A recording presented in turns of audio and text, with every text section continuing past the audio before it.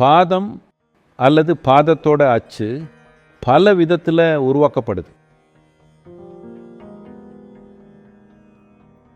கல்லில் செதுக்கப்பட்ட அச்சில் விபூதி நிரப்பப்பட்டது இருக்குது. இது ஒரு குறிப்பிட்ட விதமாக பிரதிஷ்டை செய்யப்பட்டது. நீங்கள் இந்த சந்நிதிகளை வீட்டில் வச்சிருக்கிறவங்க கூட பேசி பார்க்கணும். அது அவங்களுக்கு எவ்வளோ மகத்தானது, அது அவங்களுக்கு என்ன செஞ்சுருக்குதுன்னு நீங்கள் பார்க்கணும். இன்னொன்று தாமிரம் இல்லைன்னா பித்தளையில் செஞ்ச பாதம், அதுவும் பிரதிஷ்டை செய்யப்பட்டது. இன்னொன்று இன்னும் அதிக உயிரோட்டமாக இருக்கும். நீங்கள் சந்நிதியை உங்கள் வீட்டில் ஒரு கோவில் மாதிரி பயன்படுத்த விரும்புனா, உங்களுக்கு மட்டும் இல்லாமல் மக்கள் அதை உணரணும்னு நீங்கள் விரும்புனா, அப்போ நீங்கள் அந்த மாதிரி சந்நிதியை வைக்கலாம்.